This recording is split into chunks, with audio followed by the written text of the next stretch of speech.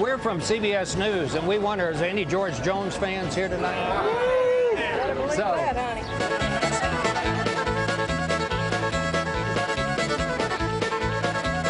They come from far and wide. We come from Ireland. You came from Ireland? Yes. The young. How long have you been a George Jones fan? Since I've been 2 years old. And the not so young. Hey, George, I'm Sweet Evelina, honey. You know I can get you going. This is the mother church of country music, the Ryman Auditorium in Nashville, Tennessee. And they're here. Love you, George. Because George Jones is here. Hello, everybody.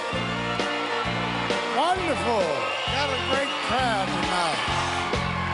Tell me why, baby, why, baby, why, baby, why you make me cry, baby, cry, baby, cry, baby, cry. George Jones has been singing for most of his 78 years. But after the life he's led, the wonder of it isn't that he's still singing. The wonder is he's still alive. I was born to boogie, I guess, as Hank says. Well, in North Carolina, way back in the hills, hear my old pappy. Born to boogie and a whole lot more.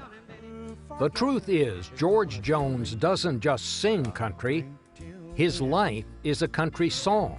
I've been living in hell with a bar for sale, still paying for my cheating crime.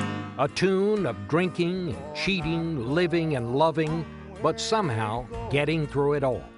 The hour I first believed. Jones has recorded more than 900 songs and has no idea how many became hits. But there's been a bunch, like White Lightning. White Lightning. So now the race is on, and here comes Pride in the backstretch. The Race is On. He stopped loving her. He Stopped Loving Her Today. They placed a ring upon his door. It's not the number of hits, but the way he can wring every last bit of emotion out of a song that awed fellow singers like Waylon Jennings. He said, if all of us could sing the way we wanted to, we would all sound like George Jones. Well, that was very nice of you. Listen to the blues they're playing. Jones has a voice that has been shaped by a hard growing up. Out there in the big thicket country of southeast Texas, for the Jones family and their brood, about the only entertainment besides church was listening to the Grand Ole Opry on Saturday night. When you grew up, you didn't have a lot of money, but were you happy in those days? You know, it seems like you were because you didn't know any different. You know, when you don't have nothing, you know, you don't expect much. Mm-hmm. His pa brought him his first little Gene Autry guitar when he was 11. He learned 3 chords at Sunday school and was soon playing on small-town sidewalks. Churches let out, and all these people started walking by, you know. Next thing I knew, you know, they were pitching nickels and pennies, dimes and quarters. I didn't even know you got paid, you know, for doing anything like that. After about an hour, I counted my money, and I had almost $25. And that was more money than I'd ever seen in my life. By the age of 16, he had graduated to the honky-tonks of the Texas oil fields. I didn't drink when I first started. I drank Coca-Colas, and that was it. But eventually, eats you up, you know, and you just have to say, well, I think I'll have me a beer. Maybe I can bear it a little better, you know. Tell me why, baby, why, baby. Years in the beer joints and on local radio finally led to the Opry in 1956. But the long, rough road had taken its toll. As the hits came, so did more whiskey and then drugs. One thing led to another, and then you go to something stronger, and next thing you know, you're just going down the road 100 miles an hour and don't have no brakes, you know. Too many times he was too drunk to perform. Eventually, he earned the nickname No-Show Jones. The fans forgave him, but he's never forgiven himself. It would tear me up to know that they probably saved for 2 or 3 months just to have enough money to come to the show and then find out I wasn't there. Darling, if you... The one place he still wishes he'd never shown up was the altar when he married singing partner Tammy Wynette in 1969. We'll take each other from this day forward. We love to hear each other sing. We like to sing together. I think we love that part of the love more than we did what you call real love, you know.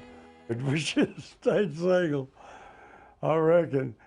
The failing marriage drove him deeper into drugs and alcohol. Friends hid his car keys to keep him out of bars. But Jones needed a drink so bad, he once commandeered a lawnmower and rode it to a beer joint. I drove it all the way 2 or 3 miles till I could catch a ride. I was really something else back in those days. By the 80s, Jones' career was stuck in low gear too. That is, until he was asked to try out a new song about a man who loves a woman until the moment he dies, a feelings Jones didn't know much about. You didn't like that song when they first brought it to you. Oh, I did. I liked it, Bob, but I kept thinking, no, this song ain't gonna sell because it's too sad. Jones asked the writers to add an extra verse, a proper ending to the song that many call the best country song ever. He Stopped Loving Her Today. What was it? She came to see him. Say it for me. Well, if I can remember it. She came to see him one more time. The recitation, she came to see him one last time. We all wondered if she would. You know, she came back today for her last time. Oh, and we all wondered if she would. And it kept running through my mind. Well, this time, he's over her for good. He's over her for good. That song salvaged George Jones' career, but it would take a good-hearted woman to save his life. When I first met George, he was just so sweet, so kind. And then, you know, he got comfortable with me, and then I started seeing the other part. 26 years ago, Nancy Sepulveda became the fourth, and George says the last, Mrs. George Jones. The first years of their marriage were tough. 911, what's your emergency? It's George Jones. George Jones is the one that's hurt.